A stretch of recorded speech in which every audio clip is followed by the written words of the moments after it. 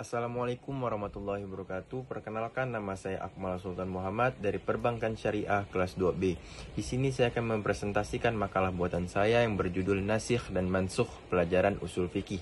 Dan adapun rumusan masalahnya, yang pertama, apa definisi nasikh mansukh? Dan yang kedua, bagaimana pendapat ulama tentang nasikh mansukh? Dan adapun yang ketiga, contoh kasus nasikh mansukh dan dalilnya. Langsung aja kita ke pertanyaan yang pertama, yaitu apa definisi nasikh dan mansukh? Nasikh mansukh berasal dari kata nas. Nas menurut bahasa ialah hukum syara yang menghapuskan, menghilangkan, atau memindahkan, atau juga yang menguntip serta mengubah dan mengganti. Adapun makna nasikh menurut para ulama secara bahasa ada 5. Yang pertama, bermakna izalah atau menghilang. Yang kedua, bermakna tabdil atau mengganti. Yang ketiga, bermakna tahwil atau memalingkan. Yang keempat, bermakna menukil atau memindah dari suatu tempat ke tempat lain. Dan yang kelima, bermakna takhsis atau mengkhususkan. Adapun dari segi terminologi, para ulama mendefinisikan nas dengan raf'u al-hukum al-syar'i, atau menghapuskan. Dalam definisi tersebut adalah terputusnya hubungan hukum yang dihapus dari seorang mukallaf dan bukan terhapusnya substansi hukum itu sendiri. Sedangkan mansukh menurut bahasa ialah sesuatu yang dihapus atau dihilangkan atau dipindah atau disalin atau dinukil. Sedangkan menurut istilah para ulama ialah hukum syara yang diambil dari dalil syara yang sama, yang belum diubah dengan dibatalkan dan diganti dengan hukum syara yang baru yang datang kemudian. Dan adapun pertanyaan yang kedua, yaitu bagaimana pendapat ulama tentang nasikh dan mansukh? Dalam masalah nas, para ulama terbagi atas 4 golongan. Yang pertama, orang Yahudi. Mereka tidak mengakui adanya nas karena menurut nas mengandung konsep al-bada', yakni tampak jelas setelah kabur atau tidak jelas. Nas itu ada kalanya tanpa hikmah, dan ini mustahil bagi Allah Subhanahu wa taala. Dan ada kala karena suatu hikmah yang sebelumnya tidak nampak, ini berarti terdapat suatu kejelasan yang didahului oleh ketidakjelasan, dan ini pun mustahil baginya. Dan adapun yang kedua, orang Syiah Rafidah, mereka sangat berlebihan dalam menetapkan nas dan meluaskannya. Mereka memandang konsep al-bada sebagai suatu hal yang mungkin terjadi bagi Allah. Dengan demikian, posisi mereka sangat kontradiktif dengan orang Yahudi. Dan adapun yang ketiga, Abu Muslim al-Asfani. Menurutnya, secara logika, nas dapat saja terjadi, tapi tidak mungkin terjadi menurut syara.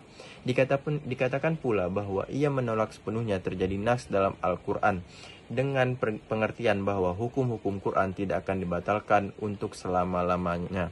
Dan mengenai ayat-ayat tentang nas, semuanya ia taksiskan. Dan ada pun yang keempat, jumhur ulama berpendapat nas adalah suatu hal yang dapat diterima akal dan telah pula terjadi dalam hukum-hukum syara berdasarkan dalil-dalil. Perbuatan Allah tidak bergantung pada alasan dan tujuan. Dia boleh saja memerintahkan sesuatu pada suatu waktu dan melarangnya pada waktu yang lain, karena hanya dialah yang lebih mengetahui kepentingan-kepentingan hambanya. Dan adapun yang kedua, nas-nas kitab dan sunnah menunjukkan kebolehan nas dan terjadinya antara lain. Quran Surah An-Nahl ayat 101. Apa saja yang kami nasahkan atau kami jadikan atau manusia lupa kepadanya, kami datangkan yang lebih baik atau yang sebanding dengannya. Lebih baik atau yang sebanding dengannya. Dalam sebuah hadis sahih dari Ibnu Abbas radhiyallahu an, Umar radhiyallahu an berkata, yang paling paham dan paling menguasai Quran di antara kami adalah Ubay. Namun demikian kami pun meninggalkan sebagian perkataannya, karena ia mengatakan, aku tidak akan meninggalkan sedikit pun segala apa yang pernah aku dengar dari Rasulullah SAW. Padahal Allah telah berfirman, apa saja yang kami nasahkan atau kami jadikan atau manusia lupa kepadanya. Dan adapun pertanyaan yang ketiga, yaitu contoh kasus nasikh mansukh dan dalilnya. Pertama, macam-macam nas dilihat dari nas yang mansukh atau dihapus. Ada 3 bagian. Yang pertama, nas yang mansukh hukumnya namun lafadznya tetap. Inilah jenis nas mansukh yang paling banyak, yaitu hukum syar'i dihapuskan, tidak diamalkan namun lafadznya tetap. Hikmah nas jenis ini adalah tetapnya pahala membaca ayat tersebut dan mengingatkan umat tentang hikmah nas.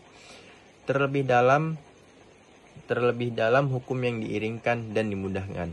Contoh firman Allah Subhanahu wa taala yang terdapat dalam Al-Qur'an surah Al-Anfal ayat 65 yang artinya, "Hai Nabi, kobarkanlah semangat paramu untuk berperang. Jika ada 20 orang yang sabar di antara kamu, niscaya mereka dapat mengalahkan 200 orang musuh. Dan jika ada 100 orang yang sabar di antaramu, maka mereka dapat mengalahkan 1000 daripada orang-orang kafir, disebabkan orang-orang kafir itu kaum yang tidak mengerti." Al-Anfal ayat 65. Ayat ini menunjukkan kewajiban bersabarnya 20 umat Islam berperang menghadapi 200 orang-orang kafir. Kemudian, hukum ini dihapus dengan firman Allah selanjutnya, yang artinya, "Sekarang Allah telah meringankan kepadamu dan Dia telah mengetahui padamu bahwa ada kelemahan. Maka jika ada di antaramu 100 orang yang sabar, niscaya mereka dapat mengalahkan 200 orang. Dan jika di antaramu ada 1000 orang yang sabar, niscaya mereka dapat mengalahkan 2000 orang. Dan Allah beserta orang-orang yang sabar." Al-Anfal ayat 66. Ketika turun firman Allah Subhanahu wa taala, "Jika ada 20 orang yang sabar di antara kamu, niscaya mereka dapat mengalahkan 200 orang musuh." Al-Anfal ayat 65. Hal itu berat atas umat Islam, yaitu ketika diwajibkan atas mereka bahwa satu orang tidak boleh lari menghadapi 10 musuh. Kemudian datanglah keringanan. Allah berfirman, "Sekarang Allah telah meringankan kepadamu dan Dia telah mengetahui padamu bahwa ada kelemahan. Maka jika ada di antara 100 orang yang sabar, niscaya mereka dapat mengalahkan 200 orang." Al-Anfal ayat 66. Itu diringankan oleh Allah Subhanahu wa taala. Ketika Allah telah meringankan dari mereka jumlah musuh yang wajib dihadapi, kesabaran pun berkurang sekurang apa yang Allah telah meringankan dari mereka. Hadis riwayat Bukhari nomor 4653. Inilah contoh hukum yang mansukh di dalam Al-Quran. Yang kedua, nas yang mansukh lafadznya namun hukumnya tetap. Al-Amidi rahimahullah menyatakan bahwa ulama telah bersepakat atas terjadinya nas atau penghapusan tulisan atau lafaz. Tanpa nas hukumnya berbeda dengan anggapan kelompok yang menyendiri dari kalangan Mu'tazilah. Hikmah nas jenis ini adalah agar kadar ketaatan umat kepada Allah menjadi nampak, yaitu di dalam bersegera melakukan ketaatan dari sumber yang zoni rojih, persangkaan kuat, yaitu sebagian dari as-sunnah, bukan dari sumber yang seluruhnya yakin, yaitu Al-Quran. Contoh jenis nas ini adalah ayat Rajm 17.